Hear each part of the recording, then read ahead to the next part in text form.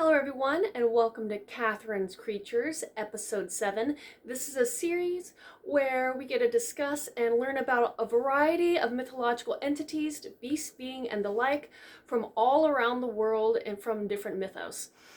Today I'm actually going to talk about the Merrow, but before I get into that, I always want to preface by saying I am not a linguist, so if I butcher any pronunciation, I do apologize. I am doing my best. But the Merrow actually comes from Celtic lore. It is derived from the Irish word Muruch, and it is essentially a Celtic mermaid or merman. Now, the lore that kind of surrounds it is, again, very similar to what we perceive when we think of mermaids. The upper body of a beautiful woman, the lower body that's part fish. They're usually described with having green scales and green hair, but still surprisingly alluring. And in between their fingers are a webbing of sorts, a thin membrane-like, they sometimes describe as kind of pale like eggshell. But it again would make sense if you were an aquatic species to be able to have webbed fingers. Now, in the lore, they do travel on land. A little different than some other mermaid or merman lore is that in order to go to transition between land and sea, they utilize a magical cap called the Cuillean Druth.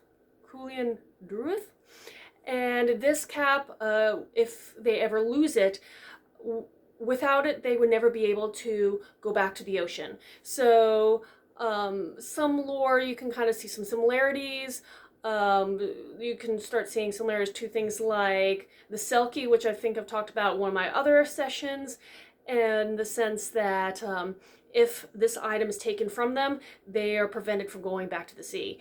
Also very similar to the Celtic lore is that they can strip off the lower fish part to look like a fully just any other person. Again, they're exceedingly beautiful, they're very alluring. There are tales that they fall in love with, have an affinity for the human race. Sometimes are called merwives, and that kind of lore where they will even marry for a bit of time a human partner. And so that's described to the female lore. Now, there was some rumor a while back that had been only, I think, recently debunked of a male version of the Merrow, and they were described as far uglier and had their own lore attached where they were described as capturing the souls of drowned sailors and keeping them in cages at the bottom of the sea. That story, which that kind of concept came from, was found out not to be a true story from the old myth and lore, but more of a modern fantastical recreation, essentially modern fantasy of its time. So it's not anymore believed as true lore to have these male Merrows capture souls of the dead. But regardless, you can kind of, if you are a Disney person and have seen The Little Mermaid, you can kind of recognize the concept of Ursula capturing the souls and binding them at the bottom of her sea cave, and how that has been pulled from some of the Merrow lore and this Mer lore. Now, if you have any question for me pertaining to this creature or any other, let me know in the comments below or message me on social media. And until next time, Skål.